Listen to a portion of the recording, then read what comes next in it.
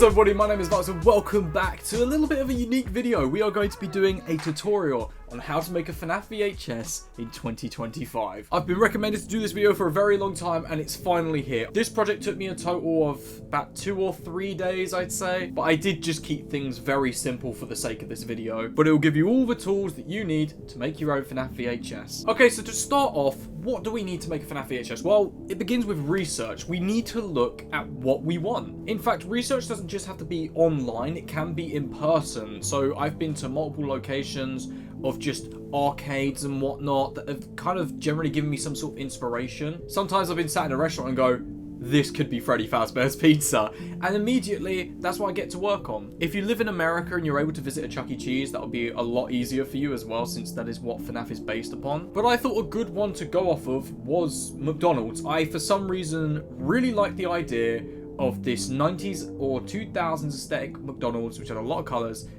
Here it is, basically. Okay, that noise in the background, that's just the fan. It is very hot today. So, starting off, we want a time period, right? So, I'm thinking 2000s. I kind of like that idea. There's a lot I can do with it, especially considering it's something that's nostalgic to me. So, you know, and I do like the FNAF 1 pizzeria. It's closest in time to the 2000s, but I also love the red trim around the white and black tiles, so that's why I use that frequently. I've got up quite a few inspirations, and boom. So, like the old school sort of McDonald's, this one especially with the bright colors, the blue, red, and yellow, oh, it looks so good.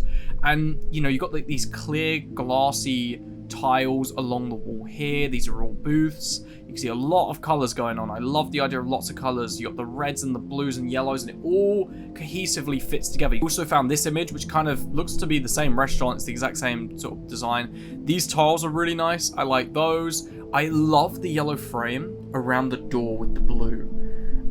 That's quite nice. So we could use something like that. But remember, this is all in the planning phase. So this isn't like, okay, we found this thing, let's make it in Blender. We kind of want to get our own idea from this. We don't want to just go, okay, that's what we're building. And then we change up the vibe a little bit. Still bright colors, but this is more rainbow. This is very colorful. This is almost too colorful. I think it could work for like a Freddy Fazbear's like toy animatronic pizzeria, FNAF 2 restaurant, but I don't think I'll use it. But I did think the chairs or the booths were kind of cool, like the yellow on the back, like plush. Again, this is a completely different vibe. This is very pastel themed, so we're a lot more muted in color. Again, I'm seeing a FNAF 2 restaurant here. We've got some teals and some like pinks and things, reds. It's almost got the same color scheme as like an American diner, like a 50s American diner. You've got a lot of these cutouts up here. I don't really want to do anything too complicated for this build. I think I'll keep it very simple. The color scheme is mostly what we're looking for, the vibe, but I don't know if this is what I want now. I'm looking at it now. This one is really good, but this is giving me the vibe of a FNAF 1 pizzeria, right? You've got those gray muted walls, these pastel colors, especially these pastel blues. They're really, like, I can already see, especially with this sort of brick pizza oven, can't you just already see those red, black, and whatever tiles going across the wall here? Like, I can see it. It fits in really nicely, and I can't decide whether I want to, because this is what I've narrowed it down to, right? Either I want it to be bright and colorful like this, and we're gonna go FNAF 2 theme, or we can go much more muted, keep it small, simple, and do like a FNAF 1-esque restaurant. So I've decided to go with the colorful one. I think that's going to work a lot more because, one, it's a kid's place, right? It's a kid's restaurant. That's what we kind of want to lean into. Whatever animatronics we use, whether it's FNAF 1 or FNAF 2, we'll decide that later on. I think it's important to pick something with bright colors, especially when you consider like the thumbnail is what's going to catch. These are just some extra rooms that I've added. I've got animatronic control room, party rooms, and waiting lobby area. I think there'll be some good inclusions. Party rooms is up for debate, and I'd say same with the animatronic control rooms, since we want to keep it quite small, and they're going to be like, this is a video I want to see. But you can either lean more heavily into those storylines, or you can lean more into like a visual design showcase, which is what I tend to do, and is actually what I did for this video here. It doesn't necessarily mean that for a visual showcase, you have to keep the video simple. That's not what I'm saying. But some people just specialize more in one area than another, so that's completely fine. But just keep in mind that the first thing that people are going to see is the thumbnail of this video. Seeing the thumbnail gets their attention, which will lead to them wanting to look at the title, and then the title needs to be captivating to get them to go to the video. It's a 3-step process. I went ahead and hopped into Microsoft Paint to design the layout of the building. I completely forgot Microsoft Paint existed, but it's a simple software and it gets the point across. You can also hand draw this if you really wanted to as well. Just make sure to include all the rooms that you need for the foreseeable future. So for example, say this video was going to be a series. In this video, I might only be walking around the dining area or the bathroom, but in a future video, I might want to walk down the hall and go to the office and then enter parts and service. But if those things haven't been modeled, it's just going to take a lot more time to model those things on the day of wanting to make that video. So it's kind of like you've just already got it all set up, so that way you can hop back into the software and make all your videos using that same save file. The dining area, just a rectangle, I'd say. In fact, I like the idea of it being thinner up front, so like you have a bit of a walk down and the animatronics are maybe here at the very end of the pizzeria. So what I do basically is I imagine in my mind as if I'm walking into the pizzeria. I just picture myself walking through the front doors, and I imagine where I would see a counter that looks like this in the restaurant when you first walk in, thinking like slightly extended, right? So like this like barrier here between the two is open like this. It's just the counters there. This is the counter, and the bit that extends is, you know, the extra room they have for the employees to stand and serve. I'm thinking there's a door here next to the stage, and then you kind of walk around and then you're, well, behind the stage. Blue restrooms. Okay, I think restrooms be by the counter actually. Like here kind of fills out a little bit of extra space, I think. This is the bathroom or the restroom, and this is the staff hallway, because that way it's connected behind the counter, so it means they can go in from here into the hallway and then go into the counter area like that, or they can leave there, they can come round, and they can come down into the kitchen, or they can go back into the kitchen. Either way, they can connect round, which makes it feel very open, like that. And then we use blue for these staff bathrooms, which are here. And then at the end of this hallway, so you've got entrance here, 2 toilets here, and then this back archway, I'm imagining an archway, yeah, and that will lead to purple, and that will be our staff room / office. So this is a very rough layout for our pizzeria. So that took me a lot longer than what you've just seen. It shouldn't have, but I got way too carried away. I really like the whole concept of it being like a silent video, almost like it's true to urban explorers, right? I personally really enjoy the sort of silence of just walking around this empty pizzeria. It adds a layer of mystery and doesn't answer the questions that you have, which is what FNAF has always been to me, at least. I also think it's really reminiscent to like early urban explorer footage. They're not just talking to the camera about everything they're doing and seeing in the same way that we do nowadays. If they do, it's almost muttered under their own breath or under stressful situations as a way to cope or relieve any sort of anxiety. But the whole video isn't just them talking about every single thing they're seeing. They're not documenting it in the same way that you would for a YouTube vlog, is what I'm trying to say. I use this sort of silent tape stuff also quite frequently. You've most likely seen my other work like Break-In, where aesthetically it was based upon the FNAF movie, but conceptually it was based upon the FNAF Plus short film, which was Breaking and Entering. It's time to start bringing this all to life in Blender. You want to make sure you download VirtuCam. It is an add-on for Blender, but it's only available for up to 3.6, I believe. So we're going to be working with Blender 3.6 at least for now, which is a bit of a shame because Blender 3.6 is an absolute nightmare to work with, but I promise you it will pay off in the end.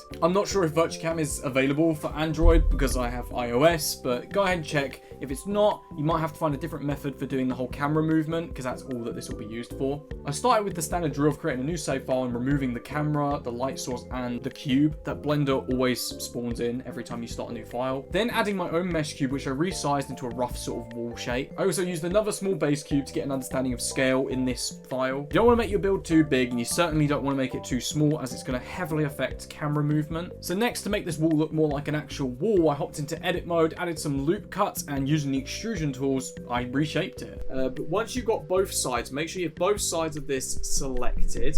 And what you want to do, what I tend to do, there might even be a better way to do this, but I just kind of like gently bop it up and bring it back down. So you can see how it clicks up and back down. It's because you want it to still stay in line. Then you press S, and that will be your standard stretching tool. I do X because that's horizontal. You want it to be horizontal, to come out from the wall like this. And you go as far as you want. And then extrude, one up, one down. Oh, you can see it line back up. then you click on your mouse, and then what you'll be able to do is that's when you can go into just selecting the sides separately, and then just come out slightly, almost even with this. So I think that's a bit too much. Bring that in a little bit, like so. There we go. Nice.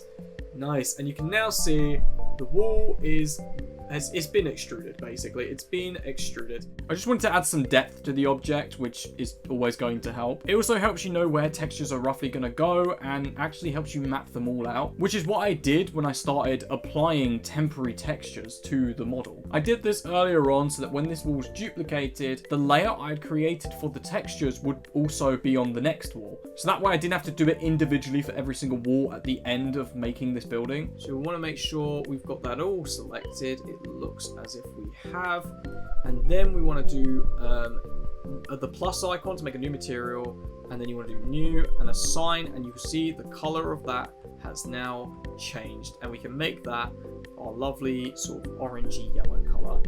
Assign, we can basically leave this one white once we've made a new material, make sure that's assigned. Add, plus, assign. And for the tiles, let's just make it like a blue. And same thing, plus, assign, new, or whatever order you want to do it in, and then we'll make that black. Very cool. Just as something to note, you can also use an add-on called Blend Kit. It's a fantastic little thing. You'll be able to port textures directly onto your objects from an online library. So it just saves that whole hassle of having to look online for the textures anyways, and a lot of them are PBR based. Now you can go ahead, it's probably recommended if you're working with Blender to name all of these things. So there we go. So now we've got our things all named up. Remember to save, so Control S, boom. You want to make sure we save at this point. So if I go into here and apply textures, this is how I do my textures, guys. So like say you wanted this concrete tile, right? And we wanted it, you have to hover. See that white line? It's like an arrow, it's like a cursor where you want to place it. So let's say you want it on this white tile exclusively. Since we've named all our different textures, we can do exactly that. Where did it go? So we can do exactly that. If we just let go, it will download, and with a little bit of patience, you can see it is now applied to the wall. I then would duplicate my objects using Alt-D. Do not use Control-D or Shift-D. Alt-D will genuinely save you memory on your folder, keeping all your textures together in one place. After you use Alt-D, don't move the mouse. Do not move the mouse. Instead, just click to keep the object's alignment, then use the directional tools that pop up afterwards to move your object. This just makes sure everything stays in line with one another. We're going to Alt-D on this long wall, because we're going to need that. And we're going to rotate it, and we want to make sure it is in fact 90 degrees. So to confirm that, we're going to click this little pop-up. We're just going to type 90. We're going to bring it back so it kind of clips into the wall at like a T-junction, and then bring it all the way up to fit. We can Alt-D, we can do the same thing and make sure it's the same width. Okay, and this is basically my layout. I did those pillar things using the same technique I did for the walls. Just kept it kind of rough for this video. But now you just want to go add, and we want to do a mesh plane. Where would that be? There we go. You can clean this up afterwards, but right now we just want to make a big plane that kind of fills the area. So we'll add a texture and stuff to all this stuff. Basically using that same method I showed you earlier, or a method that, you know, of your choice. And then cut to the next clip. My building is just fully textured, so I guess you could say I did some building off camera. To do that, I just use Blend Kit like I explained before. I usually do. If there's a texture that's not on the library, you're gonna have to just add it yourself. But just keep in mind, when using Blend Kit, you'll have to adjust the scale and the mapping of these textures inside of the shading editor. Make sure you're on cycles as well with GPU output if you've got good GPU. But I usually use cycles. If you want to use Eevee, go crazy, but just you're gonna have to find a different video for all your settings and whatnot, because I'm not going to be explaining that here, and I don't really use Eevee personally. But you can see here we've got the emission strength, and by changing that, we could change the brightness of the building. Now, in some sense, it doesn't matter too much since this building is going to be dark, right? This building's all shut down, let's say. But it's good to have if again you want to do a scene where the lights turn on. I usually find that 20 is a good amount for the emission. I'm also not sure what happened to the footage of me modeling the tables and the chairs and whatnot. Like it's just vaporized. I can't find the footage anywhere, and that's happened with a few different clips, but they were very basic Blender models, so I'm sure you'll be fine with that. Regardless, I duplicated them around the table, so I made 4 chairs around the table, selected them all, and then using my Alt-D method from before, I just duplicated them across the entire map. FNAF. I made sure I was on the top-down view so that way I wasn't accidentally messing up the height of the object. Since to move them around, you click the middle circle and not the arrows, otherwise they'll all separate. Unless you want to join them together, but then that also means you can't separately move the chair from each table. Next, it was time to work on a poster. You can make as many of these as you like, but I just settled for one for the sake of the tutorial. I started with a classic Showbiz Pizza promotional image and just added Freddy Fazbear to the background instead of their standard mascot. Oh, and I settled on using the animatronics from Battington and the Mediocre Makers. Absolutely fantastic models. They're also public use, just to clarify, and they have been credited on the video, although looking back on that video, not a lot of people seem to know that I got them from there despite putting credit. So guys, that's who made it. So using the model in Blender, I actually simulated the lighting that kind of matched the image, which I used as a backdrop reference. I then took my render and ported it into Photoshop along with the original image, but I seem to be missing that footage for some reason, so here's how I did it. So I just imported the original image into Photoshop, then I unlocked the layer, then I used my polygon tool, I then just selected around the mascot here, all the way around. Now this doesn't have to be perfect, I'm definitely not even going to be making it perfect for this video. Some areas you'll want to be careful with, so like for example here, you see I've already accidentally cropped off some, but you will take your time with this step. Once you've selected him, you just want to click remove, and the Photoshop AI will do that for you. Again, I'd like to reiterate that I'm a university graduate. I've both studied and written a dissertation on the usage of AI within the industry, and I do think it's extremely wrong the way companies at the moment seem to be using AI, and I do think it's extremely wrong the way that these companies have just been using AI to just fully generate content from nothing. I do believe that there's a middle ground where workflows are sped up by the processes of AI rather than just completely eradicated by them. And it also looks a lot better. Not only is there more effort gone into that craft, but people don't lose their jobs over that. The compositing part is still there. I do believe that there's a middle ground here where the use of AI can be helpful in speeding up workflows for those like compositors, for example. I think that is absolutely vital when going forward with this kind of technology, and companies really need to realize that. AI should be used to alleviate stress from the people that are already currently working. This could be applied for all sorts of fields, but we are talking about visual effects here specifically. I mean, we've been using artificial intelligence for that in all sorts of tools that are built into software for over a decade now. It just feels like now that it's become more commonplace, or because there's less work that goes into it after using the AI tool, that's what's making it so soulless, and that's what's leading companies to think we don't need the human in this equation, but they do. In other words, I'm trying to say I don't think that AI itself is bad. AI's existed for a long time, but I do think that the way people use it is what's wrong. I mean, you can already see some positives coming out of AI when you look towards the medical field. I feel like it's only the creative industry that's becoming so saturated and soulless due to AI. And I think the way I've used it here is a small look into the positives of how you can actually implement AI into your workflow, but not necessarily have it generate your work for you. I just wanted to get my thoughts out there about artificial intelligence because it seems to be a big hot topic at the moment, especially in my field. It's completely fine if you disagree. Of course it is. It should always be fine to have an opinion. This is just my take on it and what I found to be the positive middle ground. There's multiple steps that come afterwards that don't use AI. So, you know, you've got like the hands here, which you'll need to edit out and whatnot. But the main part comes with the job of compositing. You need to add Freddy into the background. So if I just implement my picture of Freddy here, you can see he does not blend in at all, and there were a lot of steps to get him to do so. So it isn't even just as simple as like, you know, oh look, we're gonna erase his arm here because I had his hand come over the shoulder. You know, you need to take your time with that kind of stuff.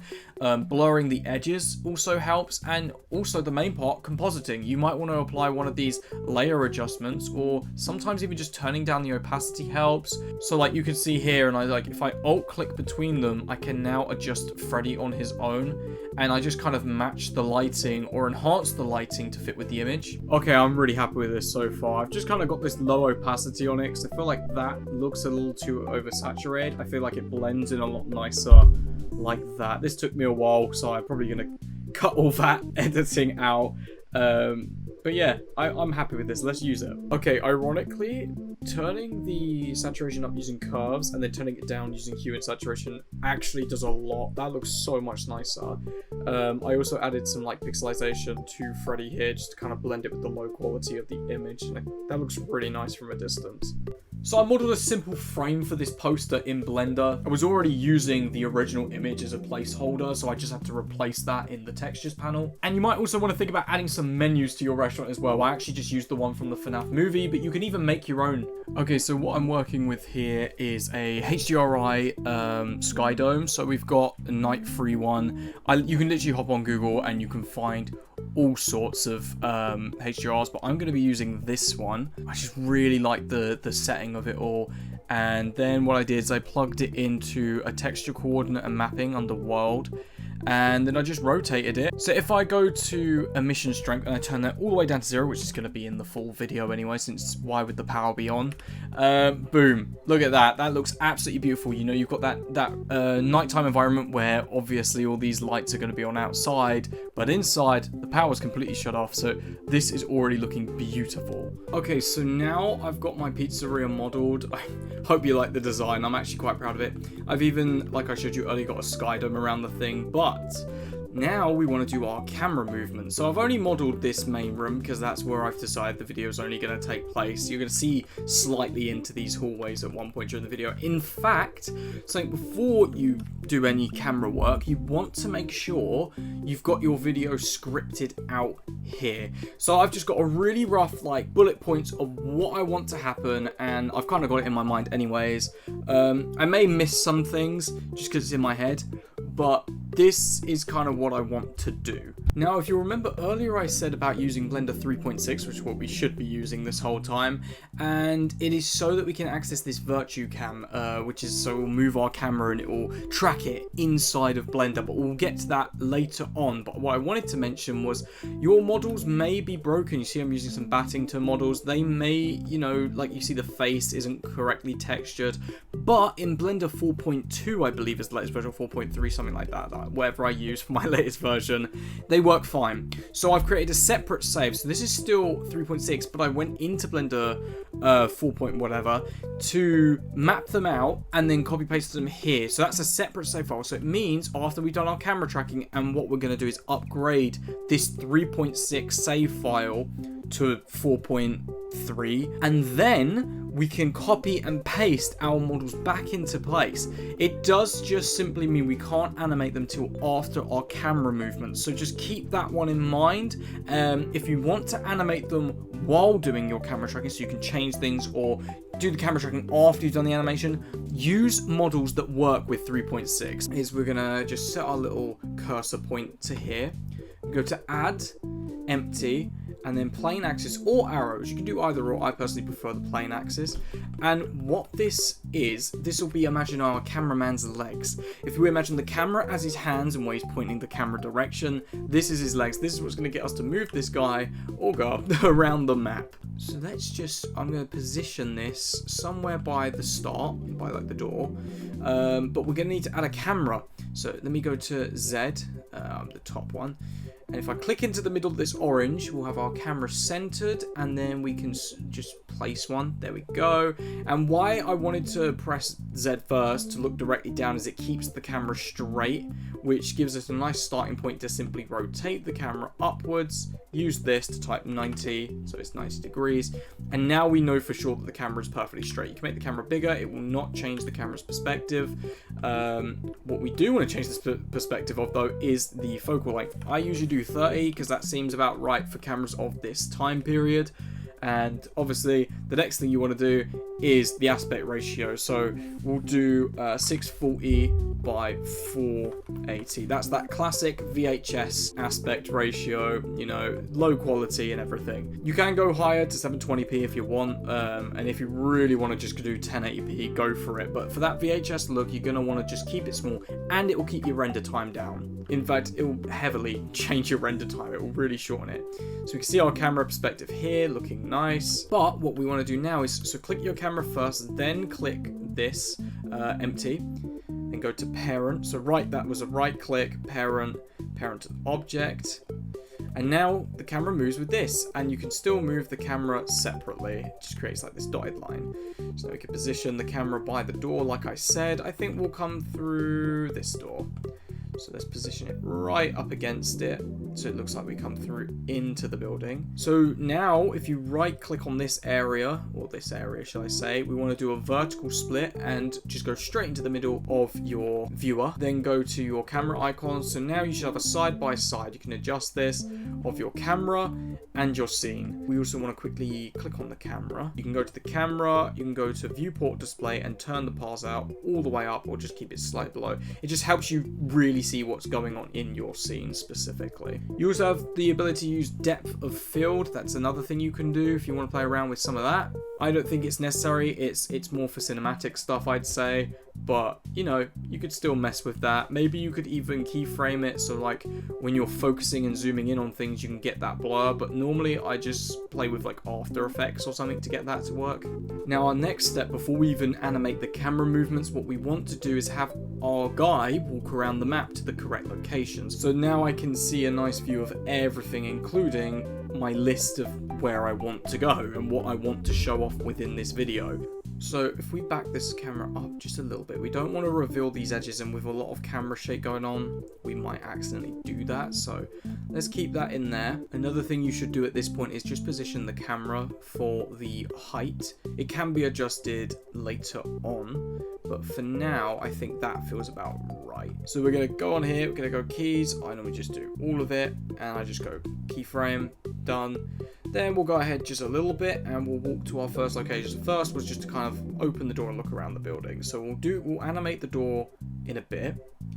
But first of all, we just want to walk into the building, keep it nice and simple. And you can see now if I play it, it walks forward. It's very choppy. I'm just going to do the bare minimum, and then off camera, I'll flesh it all out. So obviously we want to come forward with the camera. You can obviously use the camera tracking app to look around the scene, but you can, you know, slightly help yourself out by having it like rotate so you can fully look around. So it's just a really rough version just for the example. So you kind of look around, look left and right, and obviously you can slow down these keyframes and smooth them out and whatnot as well. In fact, it might actually help if I turn off the textures. Obviously, animating with the textures on is really useful when you're looking at specific details on a texture, whether like a poster that's got text on it or something. You do this for the whole video walking around the map, and you move the character to all your different locations. So, you know, after this point, I did want him to go look at the counter and the bathroom and whatnot. Oh, don't do that. Use the arrows. And then obviously, okay, so we'll have him peek into the bathroom like so. And then that way you can move the camera around and whatnot. Okay, so next up, you want to download the VirtuCam app that I showed you earlier in the video. This is just the method I use, and I'm actually just going to play footage from a previous tutorial where I showed you exactly how to use this app. And I opened the app on my phone because you get it on both devices. So if I open VirtuCam just on my phone, we can just go into start serving on the computer and it loads this QR code. Now, if you have it already on there, like I've got Valox PC written, I can just click it and load back in. But for this sake, we'll use the QR code. So if we just scan that, we now have the option of camera animation 2, camera animation 5, camera 6. I believe this is camera 6 in the scene. So I'm just going to select that. And now I can just press the link button in the top right, and I just slowly move the camera to try and get it. And now it's linked to the scene, and as you can see, I'm now controlling the camera within the scene. If I drag this window over so you can see it better. So you can see I am now looking around my scene, and now I've got like realistic camera movement. So if I press play, you will see the camera moving, but we don't want to do that. What we want to do is when we hit record, it's going to start playing the animation, so the original keyframes on the empty sort of axis here, which I've animated to walk forwards. If I just click on it, you will see all my keyframes here. They kind of lead us in a very simple way through the scene, separate from the camera head, which we're looking around with. Typically, I would also, by the way, parent the flashlight. You can see the light just on the camera attached because it's parented. I would usually attach that to the empty, but in this case, I wanted the flash to look like it's coming, or like the torch to look like it's coming from the camera itself. So that's why it's attached in this animation. So to play the scene, we just hit the record button and play. Count down, that's the middle button. And now we're walking around our scene. It's recording the keyframes. We just kind of look around. Just look around our scene. Maybe we'll just do some like random movement. We'll just shake our head. Not that you would, but just to kind of record that movement and show you how it works. And to stop, again, you just press the same button. Now, when that's done, it's unlinked. And if we go to the camera now, we just can click the border here, you can see it's keyframed my movement. So without the phone, now, if we press play, we'll have my movement from when I was looking around. You'll see the bit where I was kind of like jumping about here, you know. So it's a really good way to get realistic camera movement into your scene away from the whole Shakerfy add-on we've been using for however many years now. So one of the last steps, once you've got all your camera movement done, is porting everything to the latest version of Blender. For me, that was Blender 4.2. So to go from Blender 3.6 to 4.2, I simply opened up Blender 4.2, selected my 3.6 file that I'd been working with, pressed save as, and then just saved it and just slightly renamed it, and then it's sorted, it's done. Blender automatically converts it for you is what I'm trying to say. Next, we need to create a torch or a flashlight that has a narrow spread. So in dark spaces, this is what's going to light our scene, and our cameraman's going to be holding it to look around. Just make sure it's not attached to your camera, because otherwise it will look like the light is attached to the camera. You want it to look like their hand is holding it in a different place from the camera. God, how many times have I said camera? Okay, so now what we'll want to do, now that we're in 4.2 here, I'm just going to add light, and we're going to add an area light. Let's see if we can find it. There it is. I like to bring it up, make it a little bit bigger just so we can see it. Change it from square to disc. I usually go for about 44 on the spread. Just seems to work for me. And I'm not really sure what the power should be. It's all dependent on your model size. But I'm just going to do 50 for now and see how that plays out. Let's rotate it so it's facing forwards. You can see it here. We want it to be pointing straight ahead like that. You can see it's now lining straight up as if it's being held just around the corner of the camera, like someone's got it in their hand or something, like maybe they're there. And instead of keying it to the camera, which means it will move with the actual camera, we want to move here because it's separate from the camera.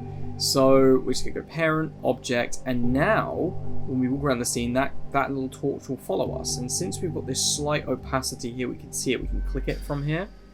I can now keyframe it to be pointing into different directions, meaning I can have the torch look here as the camera turns and it will meet it there, you know what I mean? So the torch looks there before the camera does.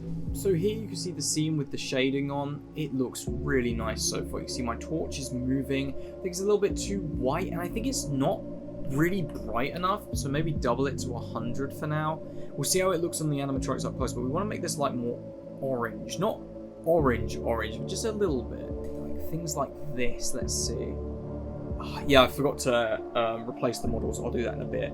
But even still, that looks pretty nice. It looks terrifying. This is going to make a perfect shot for like the ending of this sort of short film. Everything was going really smoothly except for the puppet's movement. For some reason, it was a little bit too sharp, not smooth, even though I thought I'd smoothed the keyframes. I had to go back, edit it, and then re-render it, and that took a long while, but we're back now. Before you render anything, make sure your settings match mine. 640 by 480 for the output. You want to use PNG or JPEG, whatever you prefer, and make sure you have it selected to output to a specific file path. This is going to render as a bunch of images, so if you have 1,000 frames, there's 1,000 photos that are going to be rendered, so make sure they're inside a folder. Set your samples somewhere between 300 to 1,000. You can use F12 to do a little test render. See how your lighting looks there and up it slowly, because obviously this is going to take up a lot of resources and the render times are just going to get longer and longer the higher the number is. But you also don't want to keep it low just because render's quicker, because if you do that, you're not going to be able to see anything in your scene, or you're going to get a lot of fuzziness going on and things are going to be jiggling all over the place. I set my denoising to 0.5, and then you can turn on motion blur and you're good to go.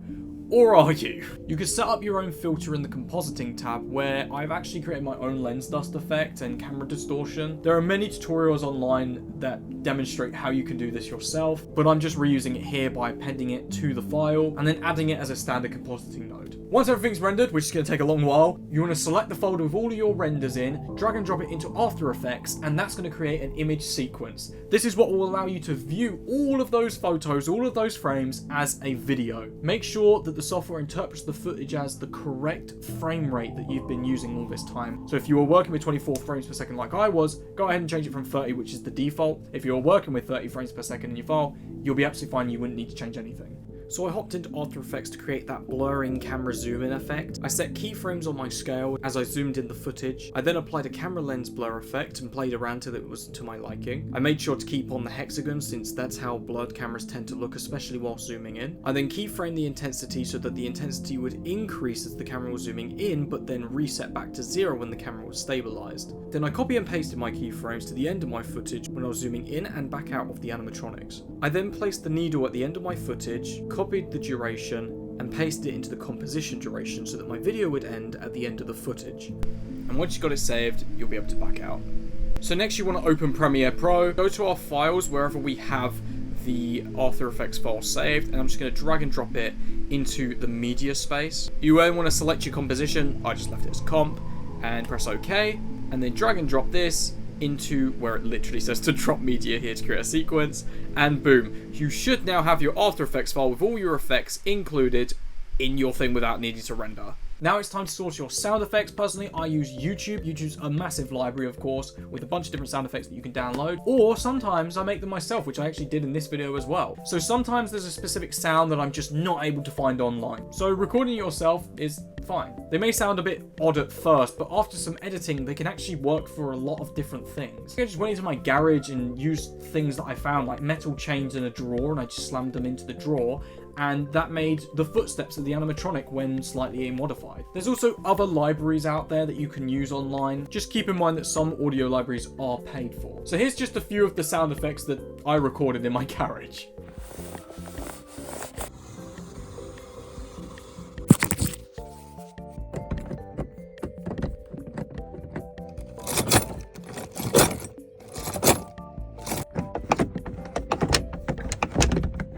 Okay, so I quite like this sound effect of the door.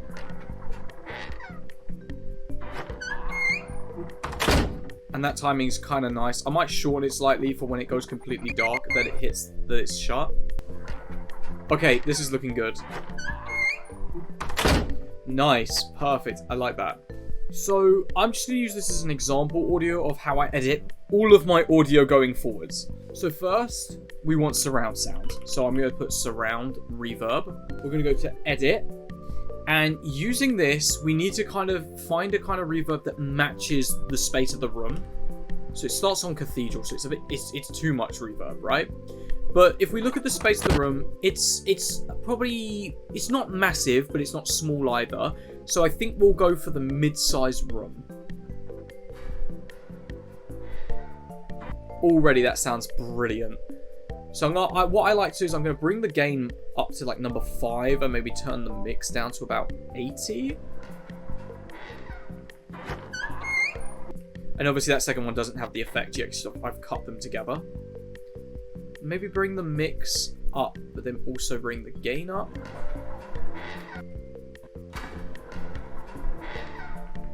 That sounds really good. I like that a lot. Maybe a little bit more.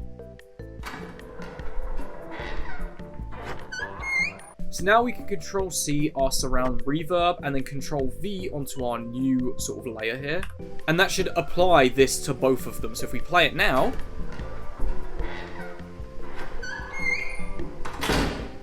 that already sounds so much better. And I use that surround reverb effect on all of my things, changing how much reverb they have depending on what the sound is. So animatronic movements might have slightly less reverb if they're up close versus having much more reverb if the animatronic is far away in the distance. It's just because the sound has more time to bounce before it reaches the cameraman's ears, or more specifically the microphone of the camera itself. And these are things that you want to consider when working with audio. What we want is this flashlight clicking sound. You can hear it, right?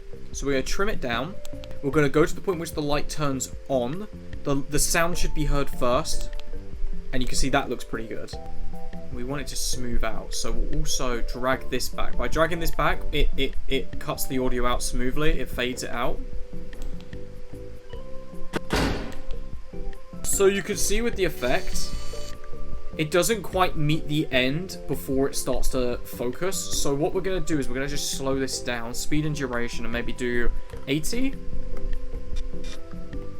Close. Let's do 70. And we're going to do that thing again where we fade out the audio. By going up and down, it changes the slope or the curve of the audio fade. That's not too bad. Maybe a little bit more mixing. Nice. So now we're going to do the copy paste onto the other effect as well, and that should match.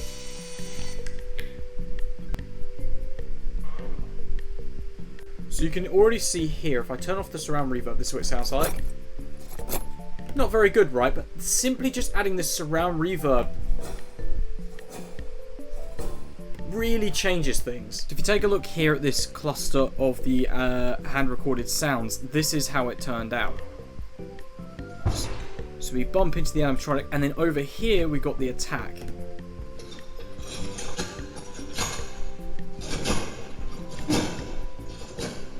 Which just sounds absolutely brutal. I love that. And then imagine that with some more like brutal sounds on top. That's going to be really good. We've got the slithering for the puppet. And also the camera dragging.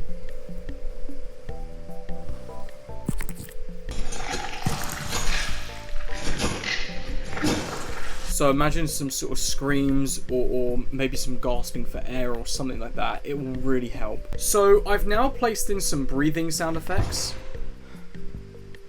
I just sourced these from online because I was actually going to record them myself, but there's just too much noise going on in my house at the moment for me to record any sort of audio, especially more quiet ones. And I'm actually just using the same voice sample provided to me by the wonderful Dane Keckley. Absolutely fantastic voice actor. Please seriously go check them out. They had a fantastic performance in my Return to Freddy series. I know they were in Night 1, which is where they first starred in. Absolutely fantastic stuff as proven here.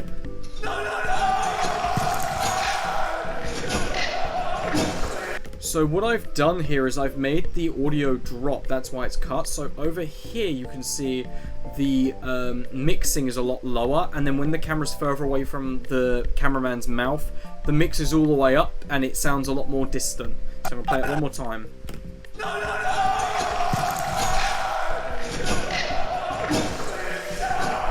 So what else I can do to kind of really enhance that is maybe even turn the volume down slightly.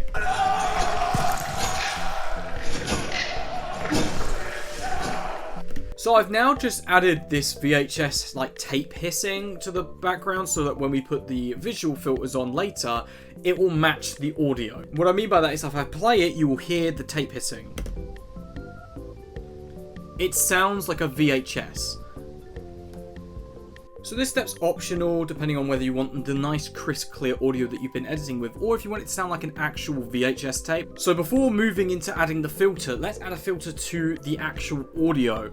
For this part, you want to turn off or mute the VHS sort of static sound, and then render your video as an MP3. You're going to then port this into Audacity, and that's how we're going to make it sound like a VHS. Go to Tracks, Mix down to Mono, and then go to Effect, EQ and Filters, Filter Curve EQ, Presets and Settings, Factory Presets, and then AM Radio. You can also do telephone or walkie-talkie or whatever you prefer. I think AM Radio just works the best. You can even preview your audio.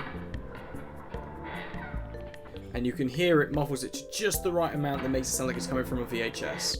We're going to go to Export Audio, and these are just my settings, signed 16-bit. Now, if you want actual old school audio, you can go for an unsigned 8-bit PCM. You also kind of want to make sure you're on WAV, WAV Microsoft. Just make sure that's set, and then name it whatever you want. And this is our audio. So you can see by changing it to that 8-bit version, it's almost got that staticiness to it.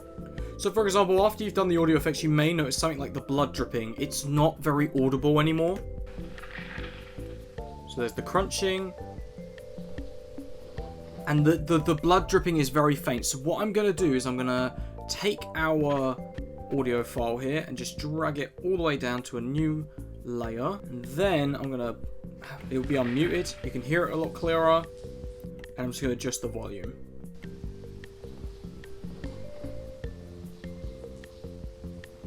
I recommend doing this with any sounds that you feel aren't as audible as you want them to be. Next, we need to add some sort of VHS static filter. This is because the actual VHS software we're going to be using it doesn't implement extra effects. It only changes distortion and colors of what's already in the video. And if you want that like white static that flies across the screen, you're gonna have to source that somewhere online. So this is one that I've been using for a long time. I believe it was provided by one of Battington's files. He uploaded one ages ago, a tutorial on how to make the VHS effect. Now I don't use this same method, but I do use this video clip as a way to have the static. So first of all, we're gonna alt click on the stopwatch. We're gonna go to this little arrow here, and we want to find property, and we want to do loop out.